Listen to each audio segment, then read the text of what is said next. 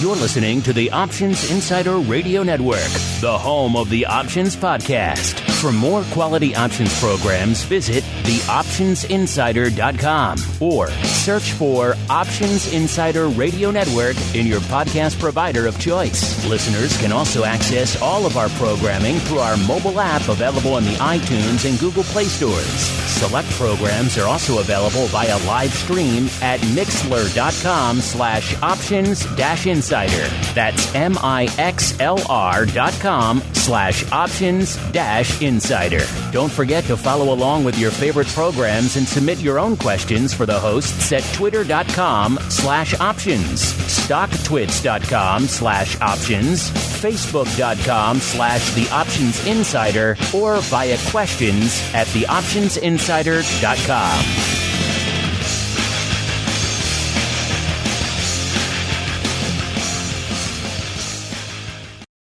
Gold, crude oil, corn, soybeans, and more.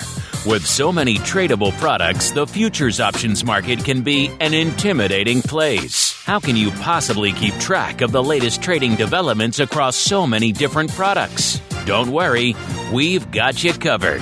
Welcome to This Week in Futures Options, the program designed to help active futures options traders stay on top of this ever-changing marketplace. Each week, we'll break down the top trades, hot products, volatility explosions, and much more. Be sure to check out our live stream via the Mixlr app. That's MIXLR. Or join our live chat room at mixlr.com/options-insider. Whether you're an experienced veteran or a newcomer looking to separate the wheat from the lean hogs, This Week in Futures Options has the information you can't find anywhere else. This Week in Futures Options is brought to you by QuickStrike, options pricing and analysis software. QuickStrike offers powerful and flexible options analysis and pricing tools via an easy-to-use web-based interface. View prices on outright options or spreads with comprehensive page-level analysis controls. Build trades, manage risk, or explore historical volatility. QuickStrike has you covered, with market data reports ranging from open interest to the term structure of volatility. QuickStrike is the perfect addition to your trading toolkit. Learn more about QuickStrike at bantix.com. That's BANTIX.com. And don't forget to follow us on Twitter at QuickStrike1. That's QUIKSTRIKE1. This Week in Futures Options is also brought to you by CME Group, the world's leading and most diverse futures and options exchange. CME Group's markets help individuals and businesses around the world manage risks and seize opportunities. CME Group offers the deepest and most liquid options on futures across all asset classes, including interest rates, equity indexes, foreign exchange, energy, agriculture, and metals. For more information and educational resources about futures options at CME Group, visit cmegroup.com/options. This Week in Futures Options is also brought to you by FTSE Russell, a leading global provider of benchmarks, analytics, and data solutions. Investors in the U.S. and around the world are using FTSE Russell indexes to benchmark their investment performance and create investment funds, ETFs, structured products, and index-based derivatives. Many Options Insider Radio Network listeners will be familiar with the Russell 2000 Index. Russell 2000 futures and options are currently trading on the Chicago Board Options Exchange and CME Group. For more information, please visit ftserussell.com, cboe.com, and cmegroup.com. And now, get ready to break down the latest futures options trading activity. It's time for This Week in Futures Options. All right, everybody. That music means it's time once again for TWIFO, This Week in Futures Options, back at our regular time. Had to rejigger things a little bit last week, but now we're back ready to roll here on Thursday, 1:30 p.m. Central, 2:30 p.m. Eastern. Join us live if you can.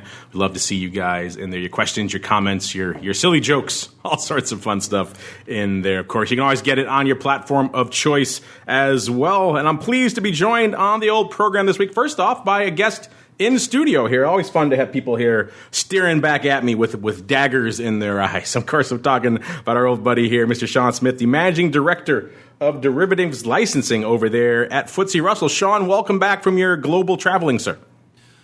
It's good to be here, Mark. Thanks for having me again. I love having you in studio because that always means delicious gourmet burgers are coming hat in hand as well. So I'm always a little full to start the show whenever Sean's in studio. But it's a price I will happily pay, sir. Because burgers, food is energy. It is. So. It is. It fires me up, and I have a lot of shows to do today. So I guess it's good that we have that mid-show break. It smells of nice, delicious burgers in here now, which is a good thing to have for a studio, I think. And also joining us, I'm pleased to say, he's back from his sojourn to the south, I believe it was, Mr. Nick Howard, the creator of Quick Strike himself. Mr. Nick, welcome back to the show, sir. It has been far too long. Yeah, it's a little bit of a sabbatical, so it was nice to be away. Happy New Year to you, sir. Good to be back. Yeah, we'll have some fun today. Sorry I missed the burgers. Yeah, they were delicious. Sean sounds like he's a DJ on a late 60s, early 70s rock show with his Wolfman Jack. He does have a nice beard going here, and he's been he's got the shades going, so maybe he is working for that look. I don't know. Wolfman Jack. You know who he sounds like? He sounds like. Did you guys ever watch Almost Famous? The movie Almost Famous. Yes, yes. He sounds like the editor from the Rolling Stone. Ooh, I like ooh. Oh, yeah, I know what you're talking about. Yeah. It's been a while since I've seen that one, but that's a good one.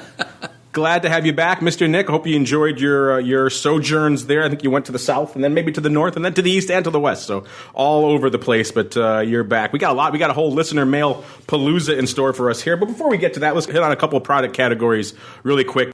Let's start in all things crude, because that area has been resurgent of late. It's kind of interesting. We've seen, I think there's some good listener questions about this a little bit later, so we won't get too much into it now.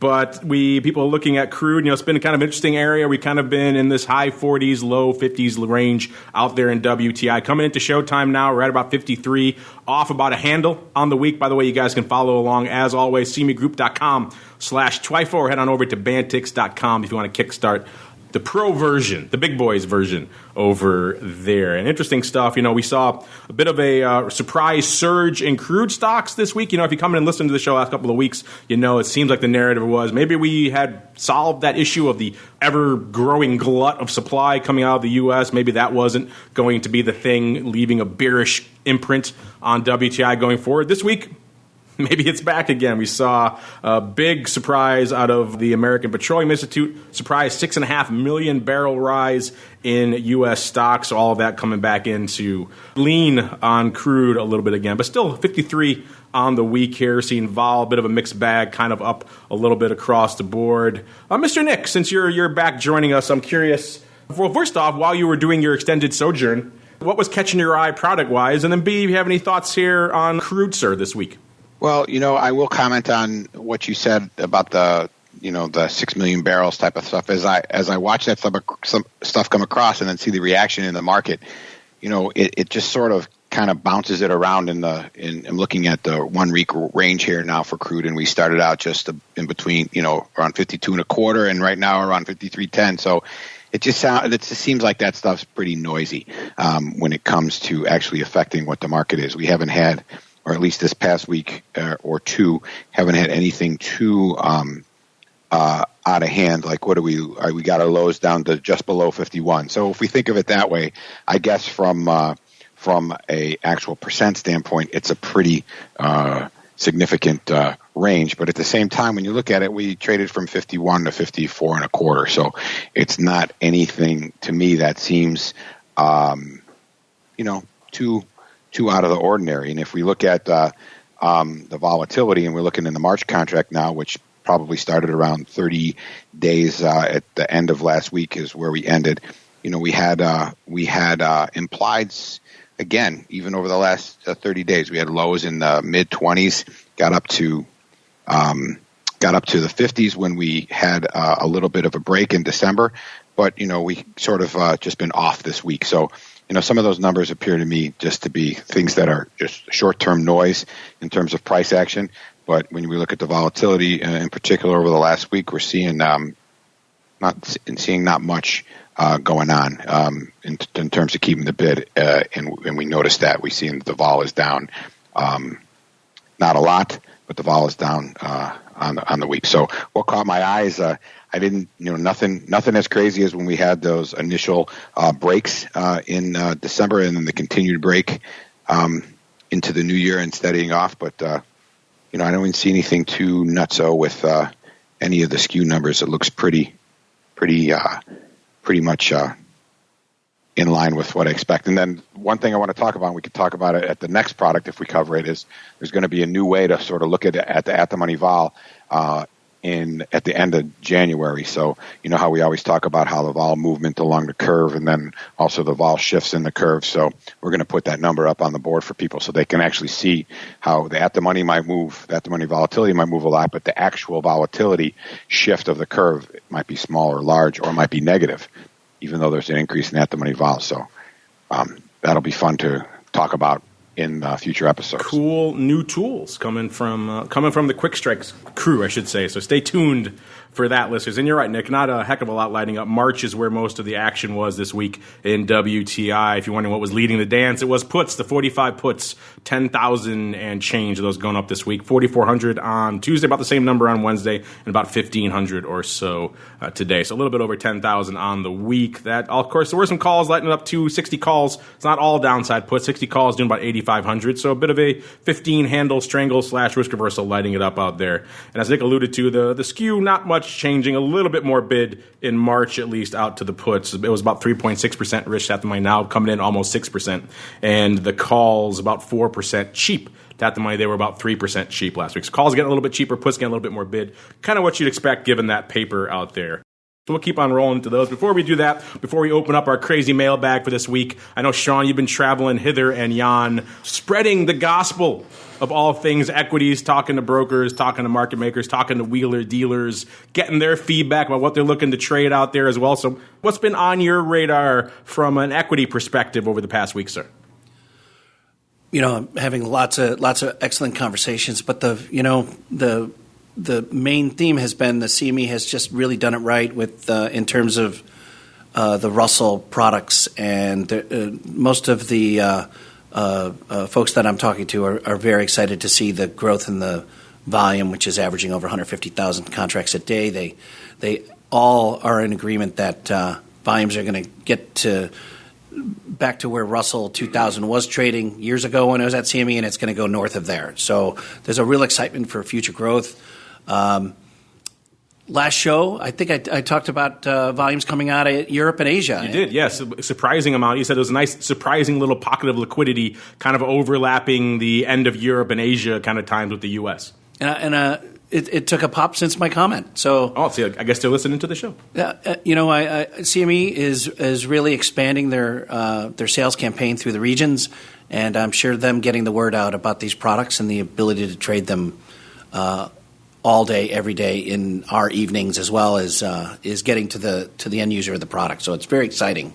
And as you're out there doing this road show, is this an environment where people are receptive to small caps? We're seeing a lot of volatility still in the broad equities. Every given day it's a sell-off. Oh no, it's a rally. Oh no, it's a sell-off. So it's a lot of tumult out there. Small caps, as we know, structurally typically more volatile anyway. In fact, coming into showtime, we're seeing VIX cash around the 20 level, and we're seeing RVX, which is, of course, our old friend, the Russell VIX, hovering right around a 22 3/4. So about a shy of 3 handle, about 2 3/4 point range, close to 3 point range out there. So a little bit tighter than it has been, right around the 3 handle. Got up to almost 4 for a while there. Is this an environment where you're seeing a lot of interest in small caps, or are people kind of are they just terrified by these markets? What are you hearing out there? Well, at the end of the year, you saw the Russell 2000 take an accelerated sell-off at the end of last year, but you've seen a real strong comeback out of the gate here at the beginning of the year. So it's very exciting to see. I think small caps are an exciting, Russell 2000 is just a really exciting index to participate in and invest in. So, well, speaking of that strong start of the year, I think we have a listener question about just that. We have a ton of listener questions anyway. We like to get to them every now and then just to keep the old mailbag nice and light. So let's do it with an extended futures options feedback segment. It's time for your questions, comments, and insights. It's time for Futures Options Feedback. Submit your questions at twitter.com/options. facebook.com/theoptionsinsider, stocktwits.com/optionsinsider, or via questions@theoptionsinsider.com. You can also submit your feedback via our Options Insider Radio Network mobile app, available for iOS, Android, and Kindle Fire devices. You can even ask your questions live every Friday at 3 p.m. Central via our Mixlr chat room. So grab the Mixlr app or just search for Options Insider at Mixlr.com. That's Mixlr.com.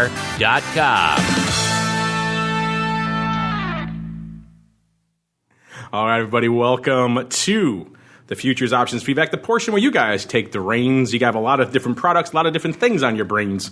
Let's see what's in there, shall we? Maybe a scary journey. We'll find out together. Let's kick things off. Look at this. Nick's back for one episode. He's getting all the love already. This is the question from Thomas. He says, sell in May and go away works in equities. Are there other cycles that work for other classes? And also, when is Nick back from vacation? Well, he's back from vacation right now. Mr. Nick, look at this. You're back and you're already getting all the love. Don't get a big head on me, sir. I know you hate when people pay attention to me. All the love. Show. They love Nick on this show. They love that gravelly voice. I don't know about that sell in May, go away. Sean will attest that probably. You sound more like a DJ than I do. Doesn't it? Well, I'm walking around. It's boiling in my office, so I'm walking around, so my voice takes on a different tenor when I'm pacing. But are there other? I would be afraid to sell in May and go away in most products, although in the Eurodollars that used to work to some extent because it didn't really move all that much back then. But if it moved and you were away and you didn't have a margin call, you might have gotten away with it because the vol usually came back in. So I don't know. Selling and going away. Sean, what do you think? That seems like not a good plan. I don't know, Sean, what do you think here for Thomas? First off, I think Sean's taking umbrage. He's not mentioned in Thomas's question. But, you're right. That was a dangerous trade last year, right, Nick? That didn't really work out too well last year. We saw a lot of tumult in equities. But Thomas, Sean, Thomas has a question for you as well. First off, are you a believer? And it's kind of the cliche. We don't even really mention it on the network because it's so cliche, the old sell in May and go away. Are you a believer in that, A? And then B, Thomas wants to know, are there other products that exhibit similar seasonal cycles that you could take advantage of? Well, first of all, I'm glad Thomas isn't asking when Sean's going on vacation, rather than when Nick's coming back from vacation. He has no love for you, Sean. We'll have to educate Mr. Thomas. No, I'm not a believer in these. It's uncanny, but the sell in May thing is interesting. But the first time I try it, it's going to go against me. So I'm not a believer in any of that. An options trader doesn't trade like that. So it's definitely something that's out there, but. It gets not a part of my portfolio. It gets tossed around a lot, but last year was certainly a good example of how that wasn't maybe the best time. Because other years, it gets pretty quiet. 2017, if you hit that bid in May and got the heck out of Dodge, it worked out all right. So not all the time is that a dangerous thing. But the other products obviously certainly exhibit seasonality of volatility. The ags come to mind quite a bit. They all have their new crop, old crop cycles, and that tends to be where you see, obviously the bids and the firmness and the term structure. So when I think of ones that exhibit the most seasonality, the ags, because it is literally kind of part of the framework of those products, really leap to mind. Others have different cycles. We've seen things like crude move, but not on any sort of seasonality. It's more when OPEC decides there's going to be a crazy meeting next quarter, and that's when the vol comes rushing back in and they decide, to make some crazy cut, and that's when things go topsy-turvy. But that's not a seasonality as much as it is kind of what's going on in the spur of the moment out there in the space. So interesting question. Of course, even now, with all this trade war stuff, soybeans, their seasonality is out the window. Everything's out the window with that. So these are things you have to kind of take these cycles with a grain of salt because the macro winds could blow and you don't know where you're going to be taken. Let's see. Here's another good one for you, Mr. Nick, because you're the keeper of all the data out there. That's why I like having you back to answer these questions for me. Gone Film wants to know, what is the lowest? This is an interesting question. We always talk about the high stuff, the heavy stuff, the S&P, the Eurodollar, all that stuff. He wants to know the other side of the spectrum. What is the lowest volume options product at CME? I'm going to go out on a limb, Nick, and say some obscure ag. It does like 3 contracts a week. Maybe like fluid milk, something like that. Wow. Well, that's kind of a tough question to answer because I did read through some of the questions beforehand, and I saw that one, and I almost started to look to give a specific product for an answer. But the reality is that there's a Pareto's rule is 80-20, right? So 80% of the volume gets done by 20% of the products. That would be how you would say it here, but I would say that that's probably a 93-7, where 93% of the volume gets done. It's 7% of the products. There are lots and lots of options that exist on the CME that trade no volume. So I'd say, and that could be anything from like an average price option on some obscure oil product to the cash settled cheese might have low volume too. So that's really a hard question to answer because there's lots and lots of options products that don't trade at all. And then there's more products that trade just a tad, just a little bit, or they'll have a couple strikes open in a few expirations. And that could be any of like the grain calendar spread options, that kind of stuff. So the question, I guess, I would really want to know more the motivation for the question. Are they looking to get involved in some place that doesn't have a lot of open interest in order to put some sort of play on, or is it just sort of a general question that says where is there not a lot going on? And that would be in most places not a lot's going on. CME's got 1,500 products, maybe something like that. And when you consider the fact that of those 1,500, there might be 42 benchmarks. So if you do the math, that's a very low percent. And those benchmarks are doing a high degree of the volume. So lots of products. Look at any CSO, look at any APO, average price option in energy, and you'll see low to no open interest in those products. I forgot about our old friend cash settled cheese. I had a feeling it was probably lurking somewhere in the dairy, but you're right. There's a litany of products out there that just don't light it up from an options perspective. They're not option-heavy products. That's just the nature of the beast. So, yeah, it's an interesting. I'm guessing from the question, let's see, what was it, Gone Film? I think they just want it more from a theoretical type perspective. They're just looking to educate themselves. I don't think they're looking to trade. What was that, Sean? I think his name is Go in Film. Oh, Go in Film. Maybe, yeah. It could be. I read license plates. Yeah. These are one of these things that are wrong with me. A license plate aficionado, huh? Let's see here. We've got, let's move out to this one, actually. This is from up your alley here, Sean. This comes from T. Vares. They want to know the Russell 2000. Actually, so you sent a link to an article. I think this is from CNBC. He said the Russell 2000 is off to its best start since 1987. Is the call skew bid? And this article, of course, saying here exactly what he's saying. Russell 2000 was having its best start to the year since 87, so that's been quite a while. Index of small cap stocks has gained more than 8% year to date. This is, of course, the time of the article, which I believe was late last week. A far cry from its 2018 performance. So, Sean, is that something you're hearing about too? I mean, beginning of the year, you're out there doing your road show. Are these kind of numbers? Are they exciting people about Russell? While you're doing that, I'll dig up some of the call skew numbers, sir. Definitely brings attention to the index and to the small cap space. As it got news as the year ended with the sell off of Russell, I think that just the attention to small caps just stayed in people's view and saw it as an opportunity to buy. I'm not I don't recommend trades, but clearly from an indication was oversold and.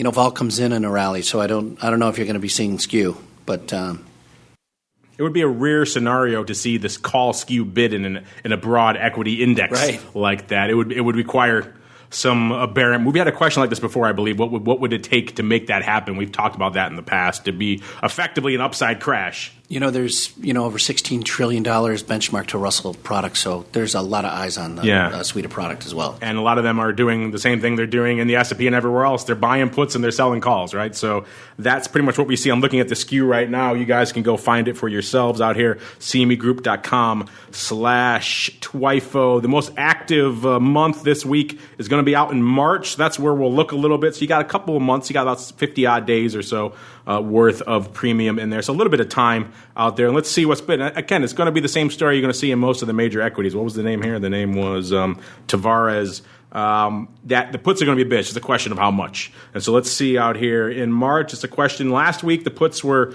almost 16%, 15.7% rich to at the money. This week, they're more bid, 17.2%. So a little bit of that shock earlier in the week, obviously sparking some life to these puts. The calls, roughly the same, about 12% cheap to at the money. And it seems like, doing a cursory glance here across the other months, they're all showing similar levels, about 17 to 18% bid for the puts and about 12 to 13% cheap to the call. That's kind of what it is across the board. Mr. Nick, you concur there? It's going to take a lot to really make the call skew in Russell or any major equity option really go bid, right? Yeah, I mean, like we talk about all the time, generally when you see volatility going up, sometimes the vol's not even going up at all. It's just sliding up the curve. Like if we're breaking and we see a at the money vol increase, it's just meaning we're moving up the skew on the vol curve without really any shift in the vol itself. And same thing on the call side. Like Sean said, you got to have a crash in order for something to really kind of pick up over there. And you're typically going to see stuff get hit as we go on the upside. And just looking at the sorry about that. Phone started ringing. Looking at the quick skew report for the last year on the 30-day constant maturity, and I generally pick 30 days because that's sort of the 1 month contract, right? That's the most liquid contract, or two of the most liquid contracts because it's interpolated. If there's a 15-day and a 45-day, we interpolate something in the middle.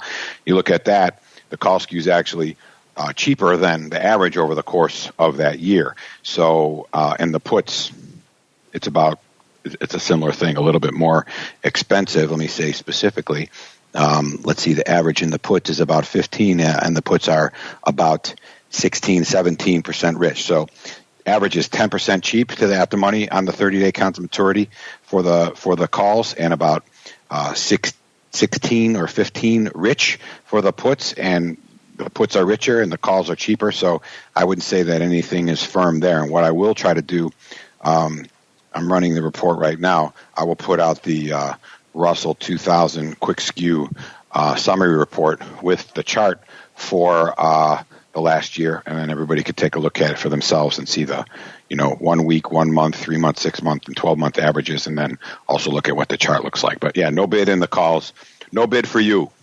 I'm the skew Nazi. Not the soup Nazi, You're the skew Nazi. It's no bid for you in the calls. That would make a good title to the show, but of course it might offend some people out there. In this day and age, you can't be. They probably couldn't even air that soup Nazi episode anymore. It probably would offend someone who's pro soup. Let's look here. We got more equity index stuff actually popping in as we speak. This comes from, he listens all the time. Usually chimes in on vol views, chiming in on TWIFO this week. F. Contango Trader. Man likes to sell some Contango. He wants to know, this is in reply what we were talking about last time you were on. We were talking about all that data on the buy rights on the Russell 2000. We were talking about how they performed last year, given all the volatility out there. There was the at the money, I believe, covered call, buy right, type 1, and a few other. They structure the buy rights in different ways. I think 5% out of the money, something like that. He's following up on that. He wants to know, he says, do you guys provide an actively managed collar? I'm not sure who he means. If he means us as Options Insider, no, we don't do any money management. I know you guys don't at Russell offer that. I think he probably means, I think it was it Wisdom Tree, Sean, that compiles the data on those Russell 2000 ETFs and like the override strategies for with the indices that are with the options embedded in the index itself. Yeah, just go to cboe.com and you'll find the whole list of those products. Yeah, I know they offer them in a variety of styles. I know they offer the at-the-money buy right, which is kind of the most basic. You kind of just clip it, no upside at all. And then they adjust it a bit. There's a 5% out of the money, so you can kind of choose your degree of out of the moneyness. I don't think they offer any, certainly not an actively managed. I don't think they even offer a collar one. I don't recall seeing one. Again, as Sean mentioned, head on over to that site or just search for, Russell 2000 collar ETF. Rick Rosenthal at CBOE, He's the man. Yeah, he'll be on in a couple of weeks. We can ask him ourselves. So if you can hold your horses for a couple of weeks, F. Contango Trade, he'll be here in studio eating delicious burgers with us.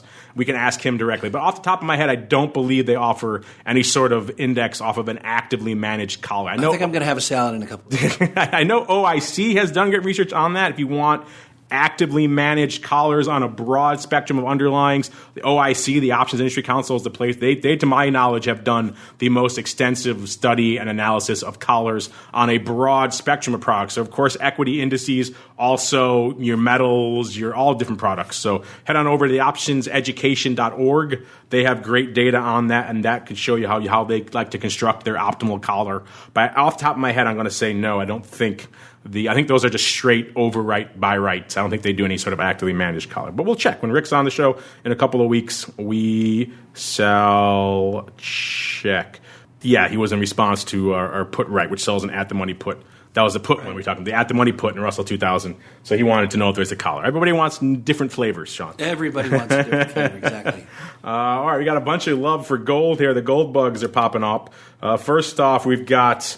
What is the name of this person? I think their name has been... Oh, it's right here. It's Dig Dug Trader. I like that. Dig Dug Trader. He sent us a picture of everybody's favorite Mr. Kramer saying, sell, sell, sell. And he's talking about gold. This is in response to an article about gold price being nicked by a firmer dollar and earnings-driven stock gain. So clearly he's not a gold bug. He's in the gold bear camp. Then we've got PFL 76... kind of related questions, and actually a timely one, because PFL 76 is asking, he's referring to a couple of weeks ago when someone wrote in saying, whatever happened to that crazy gold whale? He writes in saying, why do you think the gold whale hasn't popped up again since his big trade last year? But right before showtime, we had Olive Trader, who's a regular listener to the show, chiming in saying, he's back! In all caps, he's back.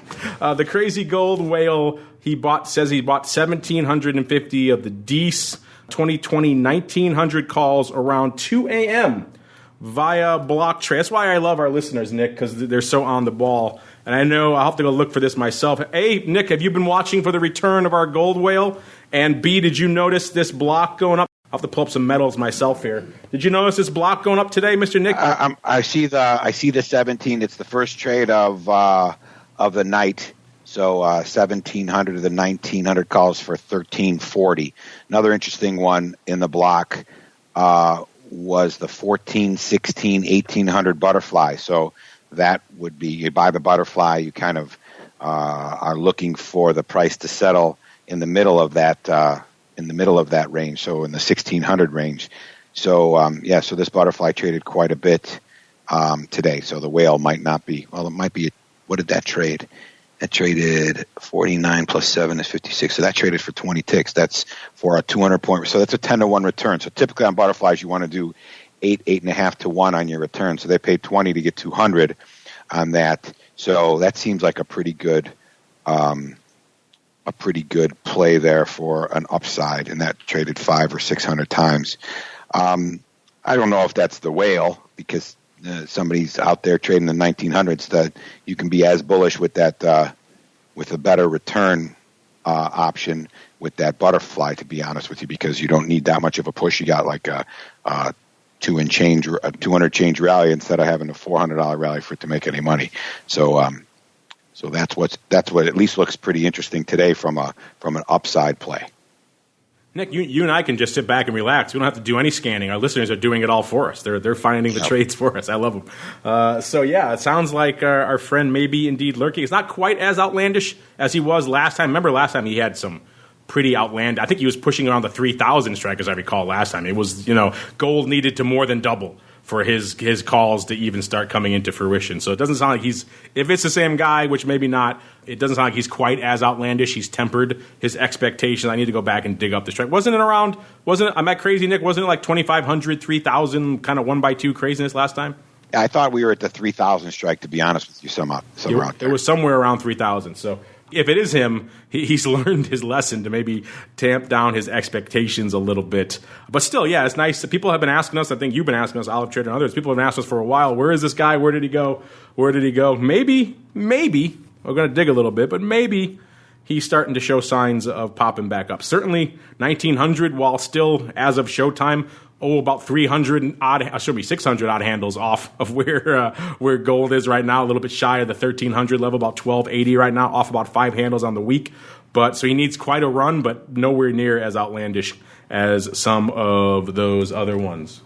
And we have more questions coming. Let's go back. This is actually for both you and Nick, actually. You and Sean, Nick. This is kind of your old stomping grounds. This is Elio. Elio wants to know, do they still do the colors in the Eurodollar crowd for different terms? And he wants to know, was it for the options too, or just for the future? I think you guys are both out there, right, Sean? So maybe you can educate some of our listeners who haven't been down to the floor of the CME. What the heck was going on with the colors out there in the Eurodollar? Why did they have them? Because it's a big pit, obviously. And then was it just for the options or futures as well? Or I'm sorry, just for futures or the options as well? Well, definitely in the futures pit, they had colors per quarter, actually, or should I say year. Nick, you were in there as well. So, there were 40 contracts, and there were 4 for each color, 1 for each quarter, right? So, Right, for each one for each year. So, or for each year, 1 color for each year, correct? Right. So, if you want to get technical about it, I mean, what was the order? Red, green, blue. Yeah, it's red, green. You got red, green, blue, purple, gold, and that's where the options stopped. Where the red, green is out in the golds.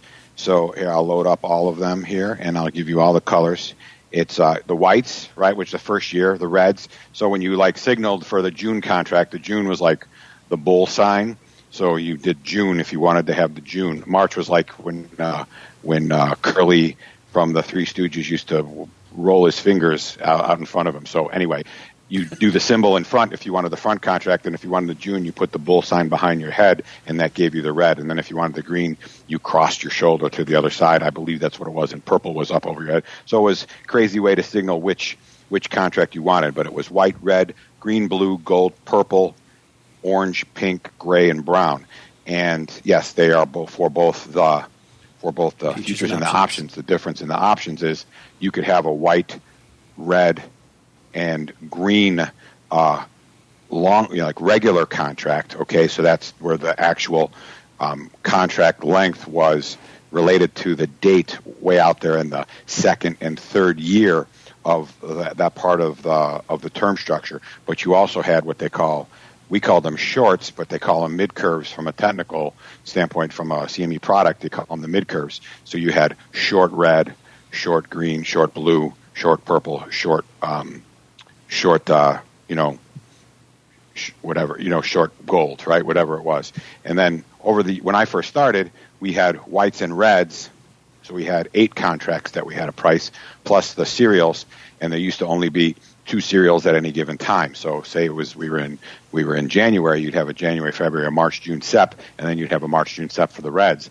By the time I was done, we had the whites and the reds, and we had 6 cereals, and then we had the short reds, and then we also had the greens and the purples. So we didn't have the long-dated green contracts, but we had the short greens, the short purples. So we would print out 24 sheets, and we had to quote all of those products. And when they first came out, everybody was quoting everything to try to get levels. By the time it settled down, stuff trades out to the purples now. Not so much stuff trades out to the blues, a little bit in the golds, not so much in the purples. But it's a tough market. It's a tough market to be a market maker because it's easy to make a mistake if you see something wrong, and keeping track of all that stuff. So we had different colors on our sheets, all kinds of things. So yes, it's still out there. It's out there in the options, but sometimes they say short when they're quoting a short-dated option on a longer-dated futures contract. I knew if I got you guys both riled up about Eurodollars, you could go for a little bit. Hopefully that answers your question there, Elio. I never spent any time out in that pit. That pit was always crazy. I come in from the SPX. That was even crazy town for me. So it was a different beast entirely. Let's see. I know, Mr. Sean, I know you have to head out pretty soon. You're full on burgers. Before you run, though, why don't you leave us with a little bit of a hint, a little bit of a tease of what you guys are working on in FTSE Russell and what's coming down the pike from you guys, sir? Well, we're still looking to grow existing product volume. There's going to be some new products coming out. That's not for me to announce at this point yet. I think I mentioned last time. It's just you and me and Nick here, Sean. There's nobody else out. It's just us talking. 2 guys in a room, 1 guy across the area there, and that's it. And there's Elio, and there's... Oh, yes. Well, they don't count. A couple others. But we're just very excited to see the growth and the continued global expansion of interest in the product suite. So, and if people want to learn more about what you guys are working on, maybe check out some of the data you guys have coming out. Where should they go, sir? What should they do? FTSERussell.com, or they could just reach out to me, smith@FTSERussell.com. You're a brave man, giving out your email out there. All you guys who have questions about RVX, all you guys, all these questions about the new Russell products, you hit us up every week. Hit him up directly, Sean S. Smith at FTSERussell.com. Sean, you do a nice thing. You're clearing out my inbox for me. I appreciate that. So we won't have to answer those on the show. Well, thank you for coming in. Real quickly, thanks for having me on. It's always a pleasure to be here. Pleasure to have you in, particularly when you bring delicious gourmet burgers, sir. It's a Gibson's across the street here. Maybe we'll have to upgrade ourselves next time, too. Of course, if we both have steaks before the show, I told you I'm going salad. I'm going green next time. It might knock us both out before showtime. All right, salad before the show. Doesn't have the same ring to it, but still fun stuff. Glad you could make it in here, sir. Nick and I will answer a couple more questions here because the listeners are so nice. They write in all the time for us here. Let's see here. Devalent maybe. They want to know, hey, you talked about pound dollar options last week. Yes, we did after the Brexit debacle. Yes, that was, of course, the big Theresa May vote. So we talked about that. He wants to know, what about Eurodollar? Okay, we can do that. Asking you shall receive. I just so happen to have it up here on my screen. And looking here at what's going on. And this week, obviously, we're a week post all that madness and seeing what's going on out here. Coming in, we're off a little bit in the Eurodollar, but only ever so slightly. Vol up a bit, though, across the term structure. Let's look here and see what's lighting it up, actually, in terms of the action. Most of the action coming here looks like in the March cycle for 2019 with about 32% of the volume out there. And the strikes are funky out here. The big trade this week, the big strike lighting it up. Actually, no, I'm going to go back a little bit. That's an active one. But the front contract going out in a day is leading the dance. The 1.14 strike puts, which is pretty much an at-the-money, slightly in-the-money put, leading the dance with 5,700 contracts this week. We're not going to look there because it's hard to look at skew and vol with a contract that has 1 day to go. Let's go a little bit farther out. Let's go back out to March and see what's going on. Skew-wise out there, puts were bid a little bit, about 2.3% bid to the at-the-money last week. This week, a little bit more bid, 3.2% bid to the at-the-money. The calls also getting a little bit cheaper. We had a little bit of a slight smile. The calls were slightly bid, about 0.5% bid to the at-the-money last week. Again, this is in the March structure now. They're about 1.1% cheap. So the calls coming in, puts getting bid, looking like a little bit of near-term downside bias. And that's kind of not surprising given the fact that's what we're seeing out there in the underlying this week. OI is up pretty firmly, about 7.5%. So still seeing, I think, some lingering effects out there. Also seeing, like I said, the 1.16 calls and the 1.14 puts out there in that front day contract, kind of leading the dance, blowing the doors off everything else. Also seeing the 1.16 calls active out here in Feb as well, a little bit less, about 4,000 going up there. So that's kind of where the action is. I don't know, Mr. Nick, I know you've been busy on vacation, probably not watching all things FX. Anything catching your eye out here in the old Euro-dollar option, sir? Well, again, same thing. I go out and look at the 30-day quick skew numbers, and I just tweeted that out, and I added you so you can retweet it if you want, Mark. It got the skew got pretty flat in this last, I'd say, starting in 2019, and it is definitely around its tightest that it's been in the last 6 to 9 months. So when you go look at that chart, you see there was a period of time in August when we had a pretty significant break in the futures and quite a bit of bid in the volatility where our put skew got all the way up to 10% rich and the calls were about 7% cheap. So there definitely was a big, and that's how I think, Sean mentioned how you have a rally and the calls get offered in the indexes. Other products, I would say in particular, FX, something like this, when you see something that's going to potentially move it in one direction or another, then you do see that skew kick in, right? So in this case, it's a perfect example where you see the thing teeter-totter. The puts got really bid. Then as that threat of a break went down, it got offered right away. But if you take a look at the chart, you see there is definitely a time to put on a skew trade in the currencies, and that becomes a time of uncertainty in a particular place, in this case, the EU, or in Great Britain for the pound, where there is opportunities to do skew plays and make money and or get ripped if you're wrong. So, but take a look and see it's quite interesting. There's actually a fun pattern to that quick skew chart. Yeah, that's a good point because obviously this show is called This Weekend, so we focus on that 1 week period in terms of the evolution of the skew. But if you have the pro version of the quick strike tools over there, you can go a little bit of digging and look at the history of that skew. And you could see as you do that, and Nick's been kind enough to share that with you guys. So we're going to retweet that out there for you.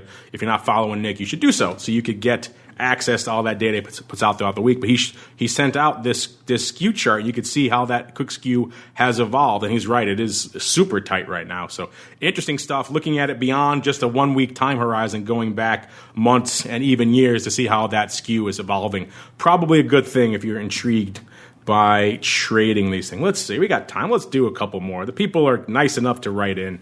We should be nice enough to spend the time to answer their questions. Let's see here. Here's one from Chase German. He says he's liking the new crypto pod. I think he means our new show, the Crypto Rundown, in which case, thank you, Chase. You are clearly a man of deep and discerning taste. He says, does that mean there's going to be no more crypto on the TWIFO? I like that. The TWIFO. I'm going to start calling this the TWIFO. Well, the TWIFO, probably less. That we have a whole show devoted to that one category now because you guys have bugged us for the better part of a year to talk more crypto. So we did it. In the new year, we responded. We launched that new show. Hopefully you guys have checked it out. We've done 3 episodes now. If you're subscribed to our full network, you can find it wherever you get TWIFO and all of our other shows. If not, you can just go subscribe to it directly as well on whatever platform you like. You can go to your Stitchers, your Spotifys, your iTunes, wherever you get your stuff. Or grab our mobile app. It's got everything baked in there as well. So hopefully you guys like that, a whole show devoted to all things crypto. So I would say on the outside, probably less, Chase. But that doesn't mean we won't. Obviously those things are still trading. The CME futures were lighting it up just last week when we were doing, or this week even, when we were doing the crypto show on Tuesday after the holiday. The futures had one of their busier days. So yeah, if those are lighting it up and there's interesting stuff, if we have questions, we'll be sure to discuss it. But I would imagine the nexus for all of our crypto content going forward probably going to be that show. Nick, I know you've been on a hiatus, but you've been on vacation, so you probably haven't had a chance to check it out. Have you had a chance to dip your ears into any of our crypto content yet, sir?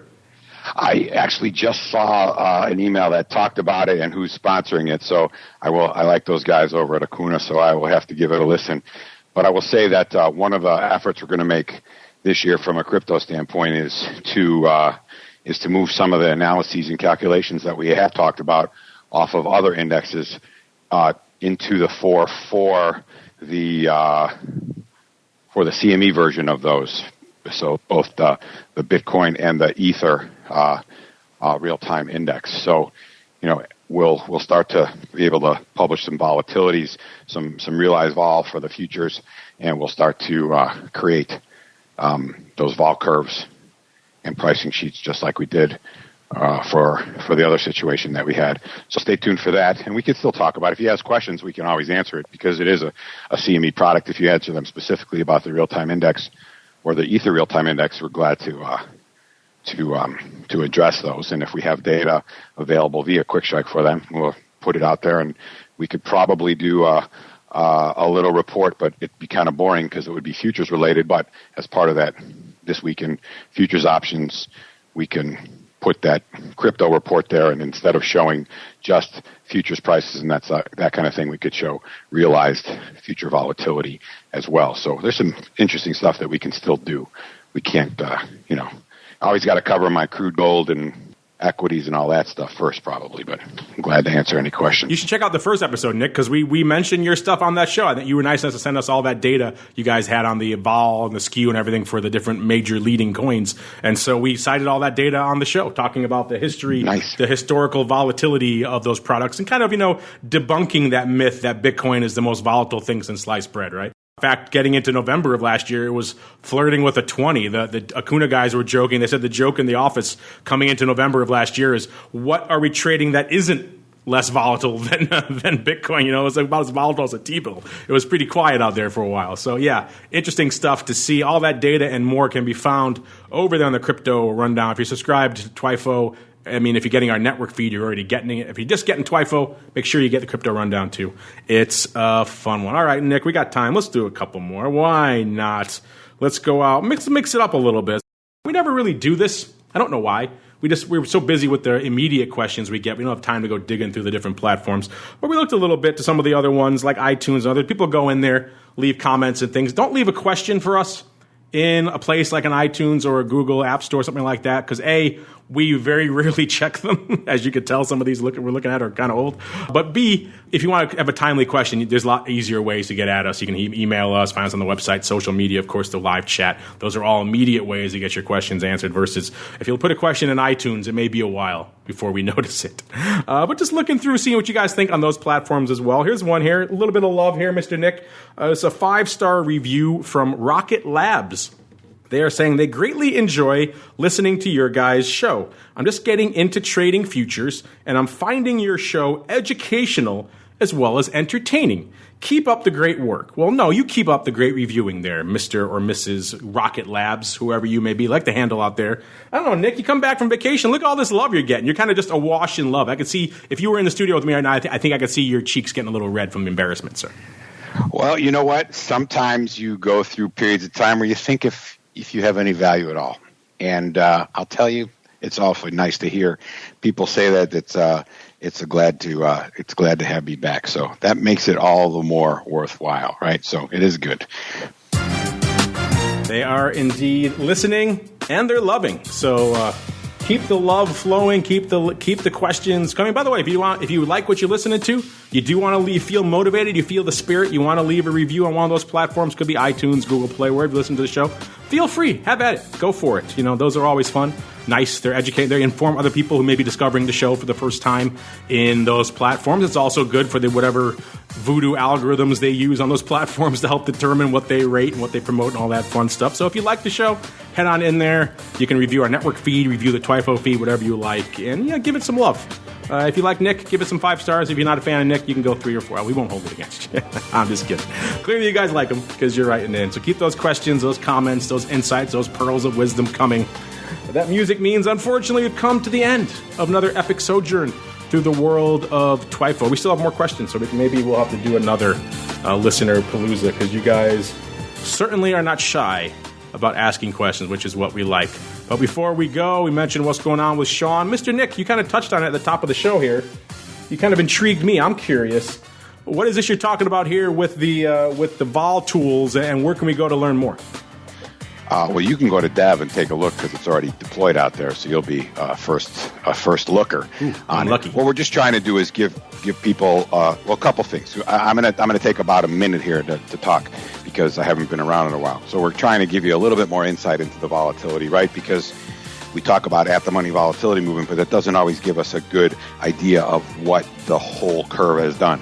So what we're trying to do with this new column that we put in there, and we're calling it the shift, is give you it's almost like a real vol in terms of, you might go from 52 to 54 strike and you might see volatility go down because of the direction you're going in, because the shape of the curve is that the puts are bid and the calls are offered.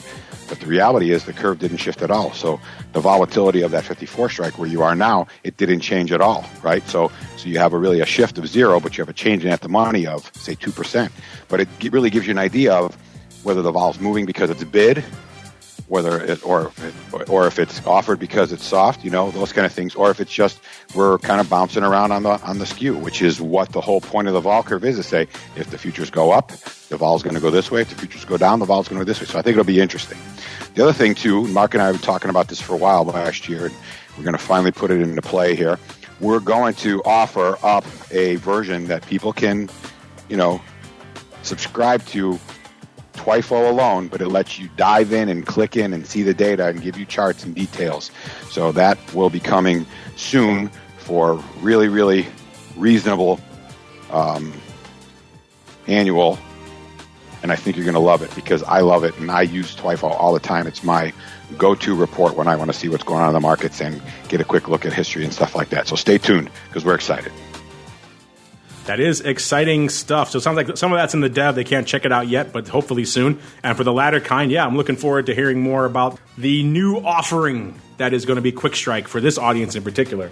Because you're right, that TWIFO report is pretty useful. Even if we didn't do this show, I'd be checking it myself all the time because it's a perfect synopsis of what you want to see, what's been going on over the recent week, what's going on in skew, what's going on in volatility. So if this show didn't exist, Nick would still have to create that report because it's just too darn useful. So I'm glad to hear that they're putting together a new version, a new flavor of Quick Strike based around that. That'll be pretty cool, particularly for fans of this show. So stay tuned for that. And on behalf of Sean, who's got to go travel yet again, he's hither and yon. He's been in Asia, he's been East Coast, West Coast, all over since been doing this show. So happy he could still make some time to come on in to the studio and join us. And Mr. Nick, who's back from his extended vacation, we'll have to twist his arm into the studio one of these days so we can have delicious burgers with us again, as well as our friends at CME Group. Check them out. You know where to find them, cmegroup.com. You guys like their research? We're going to have Blue Putnam joining us in studio next week. He's their head of economic research over there. He's always got great data for us. I'm looking forward to catching up with Mr. Blue, the king of the La Nina and the El Nino. He loves that. You think he's a weatherman, but he's an economist. So stay tuned for that. And we'll see you next time for more of This Week in Futures Options. This Week in Futures Options is brought to you by Quick Strike, options pricing and analysis software.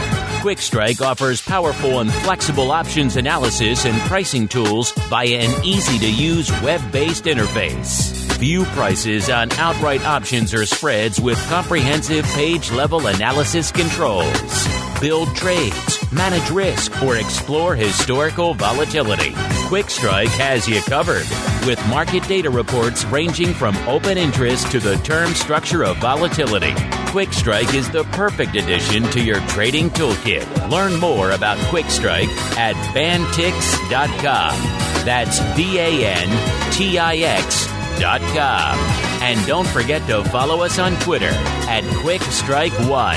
That's QuickStrike1. This Week in Futures Options is also brought to you by CME Group, the world's leading and most diverse futures and options exchange.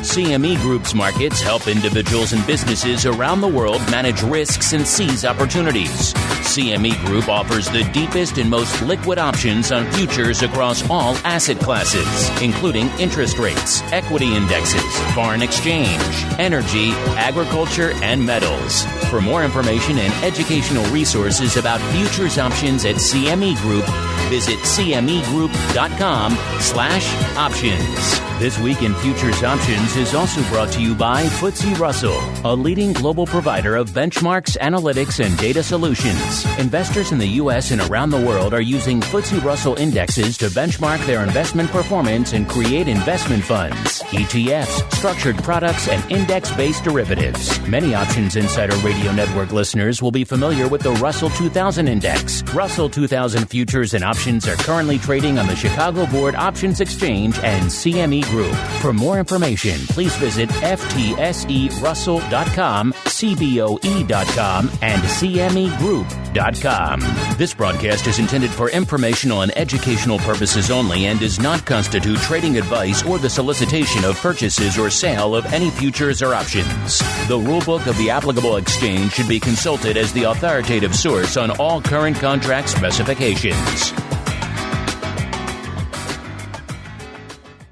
You're listening to the Options Insider Radio Network, the home of the Options Podcast. For more quality options programs, visit theoptionsinsider.com or search for Options Insider Radio Network in your podcast provider of choice. Listeners can also access all of our programming through our mobile app available in the iTunes and Google Play stores. Select programs are also available via live stream at mixlr.com/options-insider. That's mixlr.com/options-insider. Don't forget to follow along with your favorite programs and submit your own questions for the hosts at twitter.com/options, stocktwits.com/options, facebook.com/theoptionsinsider, or via questions at theoptionsinsider.com.